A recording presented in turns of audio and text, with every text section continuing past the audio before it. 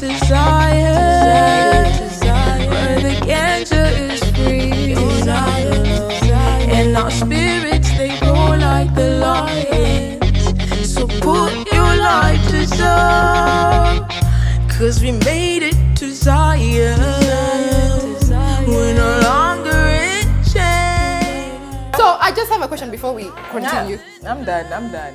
Why do you think that millennials bleached so much? Why do you guys have that thing? Maggie comes for us each show. You are. Let me tell you, and precious something you don't know is that millennials are very oppressed and they are very sad.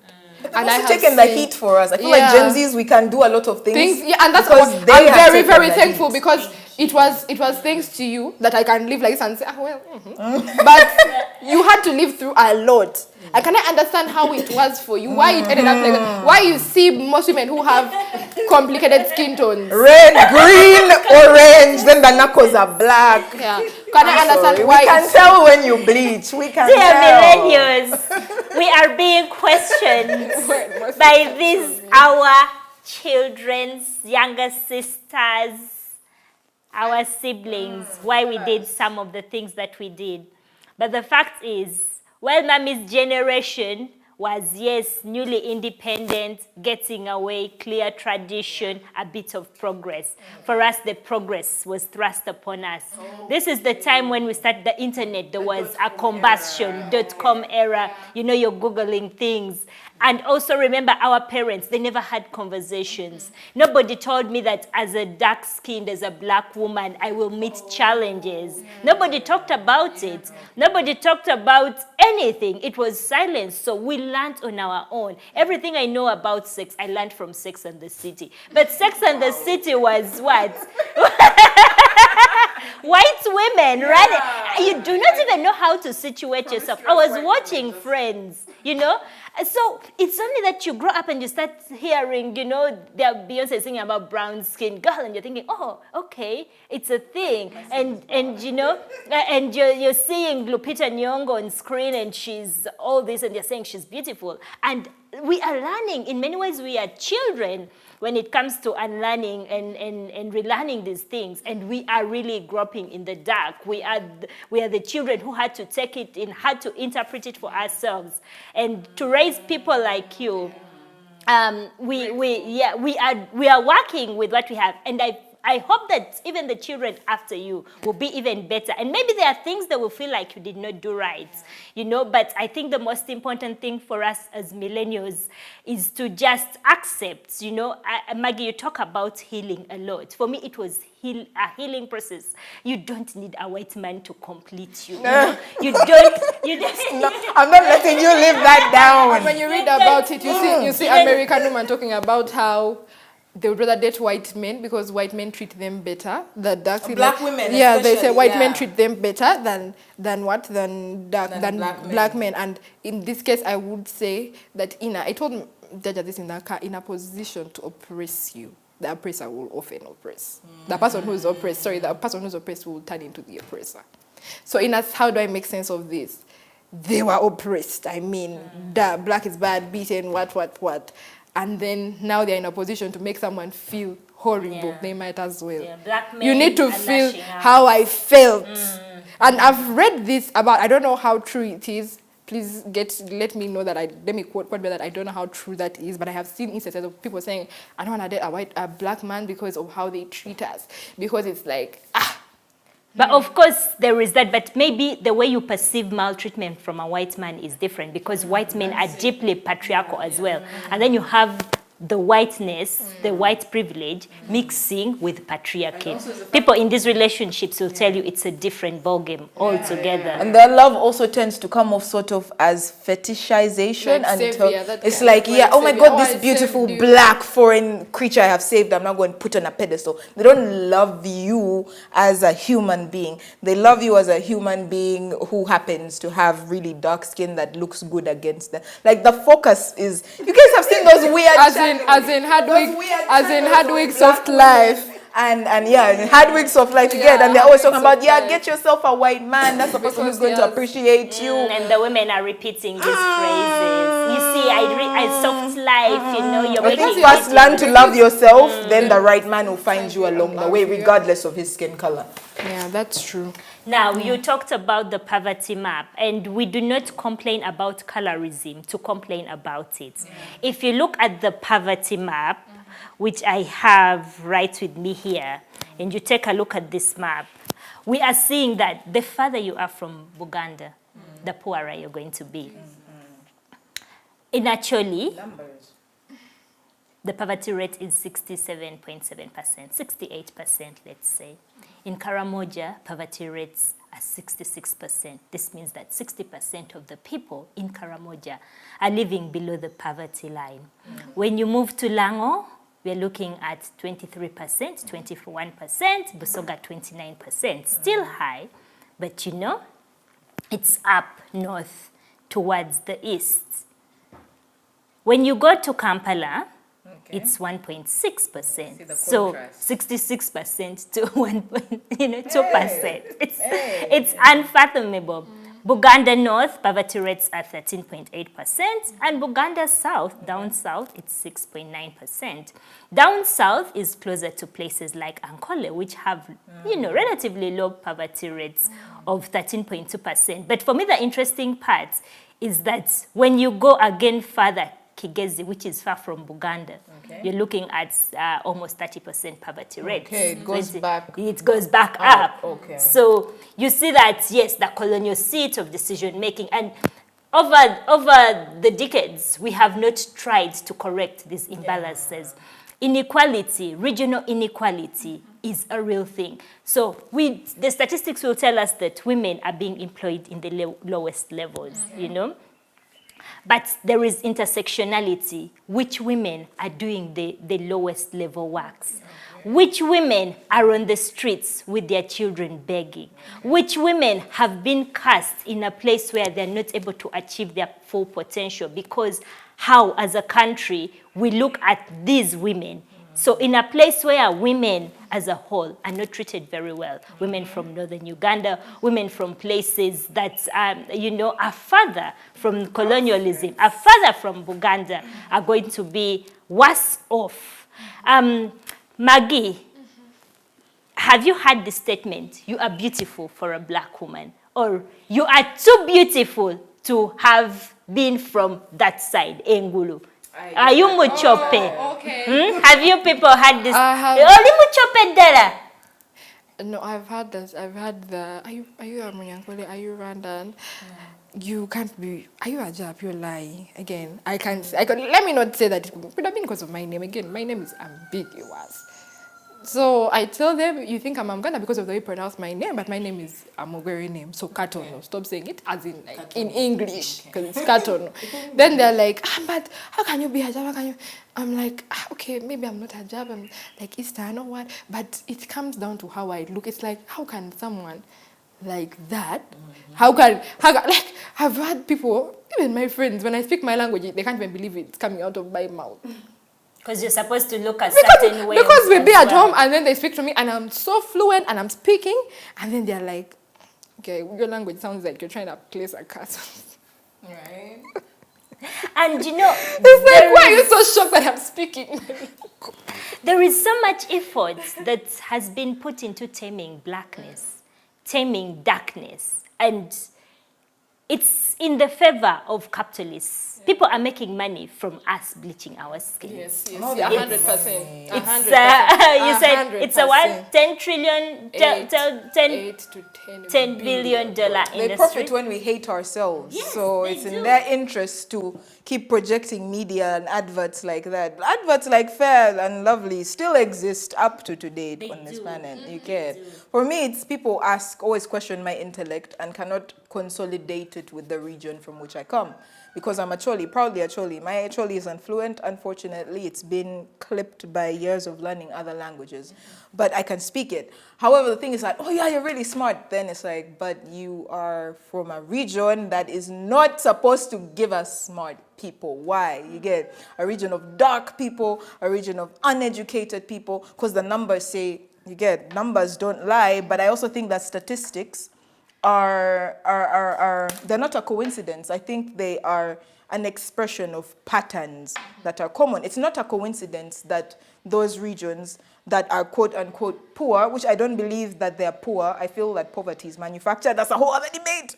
But like those regions also happen to have the darker skinned people, right? I don't think it's a coincidence at all, because when the white man came here looking for someone who they could hoodwink into like allowing them access to manipulate resources, they found people with the closest system, a centralized system, right? So now they're saying other systems are backwards because they don't understand them. When they don't understand it, they say it's backwards, right? When you don't understand how chiefdoms and huts and nomadic peoples move, you say that they're backwards. So the central region is more closer to how they move. But not only that, I've been reading the archives of like these missionaries and colonialists. They describe them as more civil because they are lighter skinned. It might sound like a small thing, but that genuinely did play a factor in them, their decision making, that, okay, these are the guys we should ally with. Yeah, because they are lighter, and light is right. They probably, they're probably, but also, when I say, they're probably less hostile as well. And another thing, perceiving darkness to be hostility, right? So they're calling Africa as a whole as a dark continent because they don't know much about it. And then I think one of the solutions, as we continue talking, let me slide the solution in real quick, is for us to reclaim our languages, our local languages, and their descriptions for certain things, because English will never ever fully capture the full essence of what it means to be black, what it means to be dark, what it means to be a woman in our different contexts, right? So when you say dark, someone automatically hears ugly. People don't even realize that they're making these connections, right? She's darker, you get. Every single trap song these days, light skin, big booty bitches, light skin bitches. I'm just like, oh my Lord. No, as I was arguing with my homeboys in studio, I was arguing with this man, and then I was like, do I really want to waste my energy on a man who hates himself? This man is darker than me. He's darker than me, by the way. Manny. We don't say names. Yeah. He's darker than me. Genuinely darker than me. But he says that his preference is, quote unquote, I pardon my French, light-skinned bitches, right? And then it's like, on one end, it's like, I want to be the preference. I want to be attractive. I want to be, but then it's again, he's not even referring to them in like an uplifting way. He's calling them light-skinned bitches. So you realize that even those who you think are winning are not really winning. But why would you hear someone say that and you think they are your soulmate? Man, he has a girlfriend. He has a girlfriend. I don't know if she's a light-skinned bitch. No, I don't know who she is. For once, I told you, preferences are okay. I want to make sure that you guys understand. Preferences are fine. If you like, who cares who you like, man? But you make it clear, I like light skins. I love light skins. I want light skin. Personality. Light skin. That you come to your girlfriend, the girl you're dating is dark skin. Make it make sense. Psychopath. You're lucky. You're not okay. You like light skins. You say you like light skins. You want light skins. Light skin. You date a dark skin girl. And then you start telling her how dark she is. And then she has to bleach. And then you're going to say, not all men. Now we know. Yes, a friend of mine actually told me that when you see these very dark-skinned Ugandan women with a white man, it's not that they did not try or they did not want black men. Yes. It's just the black men never saw them. Yeah. True. They never treated them right. They act like they're doing you a favor to date you. And I never thought of it like that. I said, wow, I was judging them because I thought they just don't want a brother. They just are chasing whiteness. Of course, there are lots of mixed race, genuine relationships. Yes. But there are also those that are based on, I am just chasing the dream. I am chasing a white man. And I'm chasing the money. And I just thought these women did. And she said, no. As a black woman, as a dark-skinned woman, you reach a point and you have had enough of Ugandan men telling you that they're doing you a favor to date you, telling you to change yourself, questioning you, undermining you, killing your self-esteem day by day. How is it in the entertainment industry? I've been waiting for my moment to shine. This is your moment. It's my moment to shine. So I have a modest following of 14,000 people on my TikTok, right? And yeah, I just go and I talk about stuff, right? And I get so many comments every day. I wake up in the morning and I respond to, there's the ones who are like genuine business stuff, then there's people like, oh, I love your music, oh, I love your art. Then the majority are people who just felt they need to devote their time telling me how much they hate me, how much they don't like me, how much I'm a liar and a racist and a tribalist person. And a witch, oh yeah. But that one I don't take it bad, because witch in my language is ajwara, which means healer, right? Or medicine woman, someone who goes, gets herbs, so yeah, I'm a witch. But that's in the entertainment industry, right? I got a lot of hatred one time where I said that I think that Ugandans hate themselves. That's a statement I opened with. I said Ugandans hate themselves because not only do they hate themselves, but like you hate it when you see darker skin. The exact words I said were, you hate it when you see darker skinned women thriving, right? Now, in the entertainment space, it's a cutthroat space if you're a woman, because the roles for women where we can feel safe, accepted, and freely creative are few, like spaces like this, very few. Most of the entertainment industry is male-dominated, right? The industry execs, the A&Rs, the ones who call the shots and make sure you get booked, for the most part, they're men. We need more women in productive and creative spaces, right? So these people have a lot of work to do. So from the get-go, they're going to come up with biases to make their work easier, okay? Because let me speak about music in particular, because I don't deal with this as much when I'm doing other stuff. In the music industry, the music industry is still an industry, you get, and that's the issue that I have. The music industry, I don't think the music industry should be an industry. I don't think we should be selling something God gave us for free, honestly. But it's an industry that capitalizes off of the sexualization of women. And since, as we have discussed, the lighter skinned you are, the closer in proximity you are to social affluence, okay? Like you're a house nigger, okay? They keep, the other darker ones, they'll be in the field picking cotton, but for you at least, you'll be in the kitchen. You won't suffer as much. I didn't notice.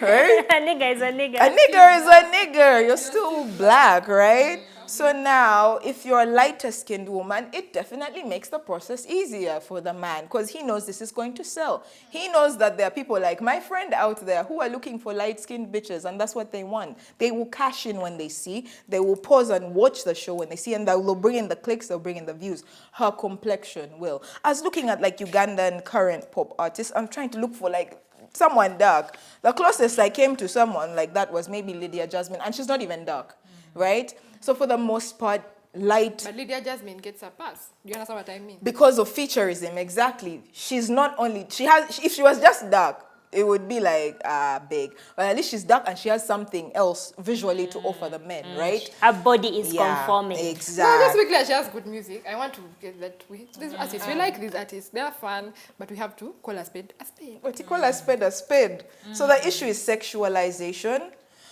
In the entertainment industry. I would not necessarily peg it as it is colorism. Colorism comes in the sense that it's harder to sexualize a darker skinned woman, right? Because they see you as stronger, they see you as more masculine. You're not someone pliable that they can bend or play around with, so you're not desirable, so they're not going to put you front and center. Yeah, because they're always looking for something about you to find attractive. Yeah, they're always sexualizing us, but it's harder to sell it. You get? For us, they want to exploit us for free. If you're darker skinned, they want to exploit you for free. They don't even want to pay you. If you're a lighter skinned woman, you get, they'll be like, okay, fine, you can hang around with us, but like, you're not going to be front and center, you're not going to get the spotlight, you're not going to, because no one is messing with that. Luckily, though, I think we've reached a point, a renaissance, a change of sorts. The fact that we're even having this conversation is proof, right? And I see an evolution in the entertainment industry. I want to see darker skinned heroines in movies and films and even books. It's like how she was saying, her example really cracked me up because I love reading novels, right? And sometimes you read a novel and you're empathizing with the main female lead, then you reach halfway in the book and they're like, her blonde hair and her light skin. I was telling her light, It's just I was telling my friend that, and I was like, man, I don't want to read anymore because every time they describe the FMC, She looks she's nothing white. like me, and right? on top of her being white, she's small.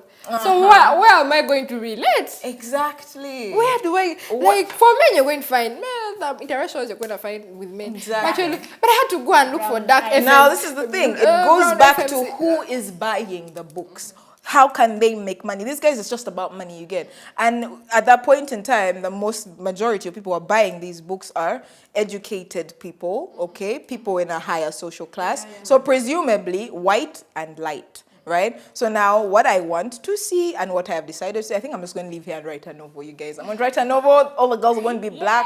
They're going to be thick. They're going to have beautiful shapes. Creativity Yeah, is born. let's do that. No, honestly, I want to do like a visual novel and actually draw pictures of what real African women look like, and I want to sell it. And you people better buy these books. We should buy our better buy our own it's things. also, You get, it's also about the books we choose to read and the books we choose to buy.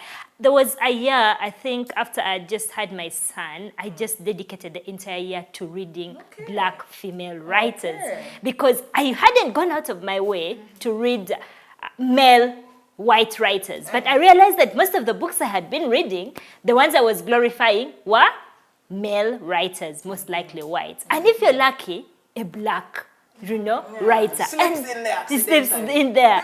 And then, so what are we consuming? How are you looking? Where do you look for your books? And also it becomes very expensive. In my surgeon to read black women writers. I couldn't find a second book by a black woman writer to quickly buy. So we don't have access to the knowledge. And I think it's really, really upon us, unfortunately, to be deliberate in terms of what we are consuming because the world will hit you with this colorism, with this racism, with this racial supremacy. And my friends who live in Europe currently were telling me, you look at a boy, you think, but you can already tell his type from. Yeah, from a boy, just look at him and you know. You look at that boy. It's not going to look my way. You already see. But in Europe, you don't even get asked out. There are people who have a type. Well, they're not specifically look for black women. Get out. I didn't get any man. Maybe they don't want. The white men who look out for the black. For the And black the black women. men are going for the white women. Yeah. It's so funny, you get. Right. This is when we traveled, I felt like by the way, I felt like a figure of speech, obviously. I felt like I wouldn't even walk naked. And they wouldn't even look twice at me. Yes. I felt like that's society. I can't even walk Yes, naked. I as a can black go out woman, in the invisible. tiniest crop top and the tiniest shorts, and they would not even like who. Me, they see me as a boy. Walk For the most part, when I'm hanging out, and me, I made peace with it, right? I made peace with it. I decided to go where my value is. So if you see me, you guys, in a few years marrying a white man, I tried. I tried. Again, I love my brothers, but my brothers do not love me. They say my skin is too dark. You understand? Yeah? And then I think the other issue, maybe in the entertainment industry that is so obvious, is makeup. Makeup shades, you guys. I started doing my makeup in like high school to just play around. But you come out looking like a ghost. My sister still has those pictures. She holds them against me. She's just waiting for the moment. Pull them out, right? So I'd go for to buy makeup in the darkest shade. Yeah, what can I even... Your dress is even... Yeah, like this is the darkest shade they have available. Right? Because I felt like the whole point of makeup is to accentuate beauty. But with black women, darker skinned women, you have to put on the beauty of another woman altogether because they don't think that you're worth the time and energy to make the makeup. Yet I feel like making makeup for darker skinned women would actually even be easier. You get. But thank you to our queen, Robin Rihanna Fenty. At least she made a step. Least, like Fenty has shades suite. where I put it and you don't see it on my skin. It goes to as deep as even band-aids. Kind of You get. Plasters are skin shades, but you cannot find your shade. They made the darkest shade black. Like literal. The makeup store had to close. Of course, I can't mention the name, but it was as black as you. Like a They were like, here, damn. Like there's some it was like you have. Okay, you want black. You want it. So it went. we'll miss some charcoal on your spear. Dark, it went brown, dark brown, dark brown, dark brown, dark brown for black. Like the screen. Like black. Then I said, imagine putting. Just put black paint. That is what it looked like, and you need to look at. I'm gonna send you the link. Yeah. You don't think like black paint on. So I was even the darkest, because people do this. They probably don't even put effort in this black People makeup. like It's review just- makeup. So I look there like, isn't this black? It was not brown, black. black, dark, So black. you see, they're less accommodating. They bother less when you're It's darker. like, For everything, not not better. just hair, like everything. If you're darker, you tend to come last, even in the entertainment industry, especially in the entertainment. Even in the concealer. Yeah, and I think that hurts me is our own people. Like, I can excuse white people. I feel like racism is in their souls. You get, but like, it hurts to see your own people. It hurts. It really hurts to see your own people favoring people who look nothing like them. You get, like, even like interactions like in a restaurant, they will be more polite to the mixed or the light, while you're just like, and yet if you go abroad to Europe or the States, trust me, they're not going to favor you because you're a guest. You get, they also treat their, so They if don't they're get treating Adele. their own better, where does that leave us? Trust me. But sometimes at the Foreigners airport, don't you're care. lining up and they pull out the muzungu to quickly jump the queue. In here, this Here in 256. Hey, Yeah, you're watching Hide the Meat, ladies, gentlemen, others, everyone who follows us online. We truly, truly appreciate your time. This is a wonderful conversation around women, the colors of their skin. African women, women of African heritage come in very many skin tones, very many shades. These shades represent their story, where we came from, who we are. These shades, they are divine. They speak about who we are, how we gave birth to the earth, and the different ideas, the different potential that we carry. But the world is investing in clamping it down. They are investing in making sure that the African woman remains at the bottom, that she interprets her skin color as something to be ashamed of, and that the darker she is, the more shameful a creature she is. What they're not telling us is that our blackness, our melanin, is a threat. It is a power to reckon with. It represents all the things that we have done, all the things that we have achieved, in spite of deliberate systematic oppression, in spite of billions and billions of money being invested in making sure we stay at the bottom. Like Maya Angelou says, somehow, still, we rise. Before we continue, I always tell you that you usually give a perspective of us who are privileged. We are talking about how we traveled. I want us to go to that village girl who's there playing with her friends, and then they abuse her and they tell her you're black. And just look at that sex worker who has been abused more than once, and she's the least paid because she's black. I want you to look at someone's mother whose father left them and married a lighter skinned woman down there in the village. We have this much privilege because, I mean, you know, circumstances and everything. But it's happening, I mean, with every single person, with everybody. You're in the, like, in places where poverty, you're just thinking, I wish my daughter was born dark skin so that she could marry rich. I mean, brown skin so that she could, light skin so that she could marry rich. Or even marry at Probably all. what? Yeah, even marry at all. And survive. Someone take Intersectionality. I mean, it's, you know, if you're dark skinned but you're also poor. You That's know? even worse. You You're going are, through so much maybe more. you are born in a conflict situation and you are dark skinned.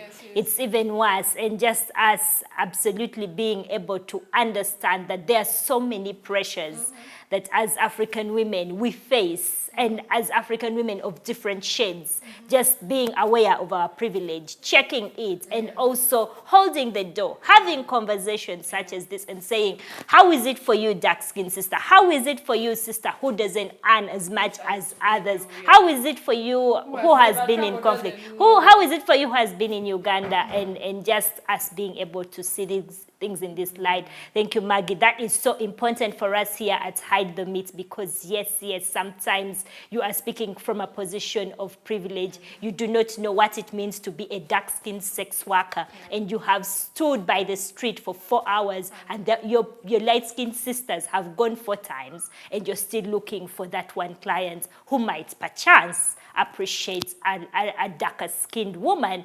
We do not know what it means to be dark-skinned and dark-skinned, and the only thing cleaner, the a dark-skinned dark-skinned like anything. the dark-skinned sweeper, the dark-skinned shopkeeper. And your only way out of poverty is a mixed race child, you know, is a lighter skinned child. Sometimes it backfires, but these are certainly valid perspectives. You are watching Hide the Myth. We're about feminist conversations. We're about diverse conversations. We're about opening spaces for women of all shades, opening spaces for women of all backgrounds, and creating a space in the kitchen where we were traditionally supposed to be suppressed. But we are saying, no, the kitchen is not a place of suppression. The kitchen is a place of warmth. The kitchen is a place of conversation. Here we spark conversation. Here we start trouble. Here we cook up mischief. Here we roast the patriarchy to the bone, and we cause change. Now, for your parting shots as we close this episode of Hide the Myth, I will invite you to give some last words, some last thoughts on colorism, and some of these perspectives that you think we could quickly capture before we close the show. Oh, thank you, Pesh. I would like to tell the dark-skinned ladies out there that push on, because you are the most beautiful. The dark-skinned people out there, you are the most beautiful people on earth. Push on, be proud, be strong, walk with your head high. Never let anybody bring you down because of your dark skin. Thank you. Okay, Maggie, your parting shots. Dear dark-skinned black girl, leave that friend group where they always make fun of your colors or your features. Leave that man who's always talking about how you're so dark. Leave spaces where you are made to feel less than, because there are better people out there, trust. Do things to make yourself feel beautiful. Just, I don't know, like, it doesn't end here. Like, you could make yourself everything else, but you have to love what's in to finally appreciate what's out. You understand? And what I would like to say is that I don't know what the male perspective is, because of course we are not men. If you're a boy and you ever feel like, oh, what? That's also okay. You understand? It's mostly about perspectives, like people who you hang around with, people who you let influence your life. That's the thing. You know, like, change. Not be the change you want. I don't think it's be the change you want to see. I think it's you have to be intentional about protecting yourself and your boundaries. Leave the self-depreciating jokes, and I've made them before. I've looked at myself and I've thought, what's wrong with this photo? Not knowing, I think, man, it's because I'm darker, because I'm taking a photo with my lighter friend, so it looks, you could see the actual color gradients. So yeah, you are indeed beautiful as everybody else. You are beautiful, you are gorgeous, and you deserve love, you deserve kindness. You're not masculine, and you shouldn't really care what people think, because, I mean, they're just people. Like, people just think, man. Anyway, that is Hide the Myth. This was so fun. This was so deep. It was very deep for me. Yeah, because it goes as far as my mom. Like, yeah, it's very deep for me. So I'm thankful for our guests, and I'm thankful for this. Yeah. Now we know. This felt like a therapy session. Yeah, no, this has unpacked so many layers of things I had buried deep down that you get. It's nice to talk about them in a safe space. Yeah. So if I were to speak directly to a darker skinned girl, and men too, because boys also do have these. Yeah. I'd say get comfortable with being the main character and be unapologetic about your presence in a room. Yeah, because this is going to sound bad. You do not want the approval of anyone who thinks that you are worth less because of your skin. Trust me, I'm not saying that they're intellectually deficit, but they're not the brightest bulbs in the room. If someone feels that they can judge you and that you get, because you're darker skinned, you trust me, honey. If they're Christian. Trust me, honey, that's not the person you want to be around, yeah? Because why stay where you're tolerated, where you can, when you can go where you are celebrated? Yeah. So my parting shot is essentially... And make sure to call them out. Make sure to call your friends. Make sure to make them feel embarrassed. Like when they say something like how they clocked my tea, clocked someone's tea today. Yeah, if someone like makes you feel embarrassed, do not feel afraid to address it. Yeah. Like, why would you say something like that? So, yeah, in conclusion, my parting shot is simple. Homework. I'm giving you all homework, okay? Any single time that nagging, na comes about, I wish I was like her, I wish I could, because it comes. It's never ever, it's not like one day you're going to wake up and be like, aha, now love myself, black is beautiful. No, it's an uphill climb. You get, we're only here confidently talking about this because there are other women and men who went before us and said, no, enough is enough, right? So I'm telling you now, any single time that internalized hatred, that self-talk, it sounds like you, that's the tricky thing. The voice sounds like you. But it's not you, okay? You are not responsible for the first thing that you hear, but you are responsible for the second that you choose to accept and receive. Just Google, it's as simple as Google. We live in an age of Google. Benefits of melanin, and you'll see that that thing that they have tried so hard to make you ashamed of is actually your superpower. And then the pieces will come together. You realize, oh, that's why they need me to hate myself. They thrive when you hate yourself, right? So love yourself. The things I love about myself now are the things that I hated the most. You get my shoulders, my darker complexion, my kinky 4C hair. Those are the things that make me stand out. Those are the things that make me edgy. And you too, as you grow into your features, as you embrace who you are, God doesn't make mistakes, okay? You're not a mistake. Your skin is beautiful. Your skin is amazing. Thank you for joining us. Thank you for hiding the meat with us. And yeah. Wow, goddess. Goddess doesn't Follow me on Spotify. Yeah, you follow goddess. Follow me on social media. And if you follow goddess, follow Hide the Meats. We shall tap Hide. into your followers. Definitely. Follow Hide the Meats. I think what you say, I think God is a woman. Goddess doesn't make mistakes. We are here, we are black, we are proud, we have different shades. And also you grow into your skin, keep your head high. Ask yourself, why are they trying to box me? And jump out of that box. But mostly, I truly, truly think being light-skinned is not a flex. It's just another skin shade. Yeah, it's like a spectrum. It's just another skin shade. Some people are dark, some people are light. Here in Chitezi, where I live, when I moved, the neighbors started asking me, Patience, you have money. They perceived me to have money because I had a stable job. It's a very modest community, very beautiful communal people, but also quite modest. They said, how is a woman like you not bleaching? Yes. Why aren't you bleaching? Oh, wow. What is the problem? So there is also the perception that when you have money, when you are of a higher social class, when you are corporate, when you have a job, you need to bleach your skin. And people are just trying to climb, to survive, to be something because they think this something is related to light skin. Yet, in fact, this something is who you are at heart, not the color of your skin. It's how you show up for the people around you, how deeply you love, how deeply you perceive things, how deeply you learn.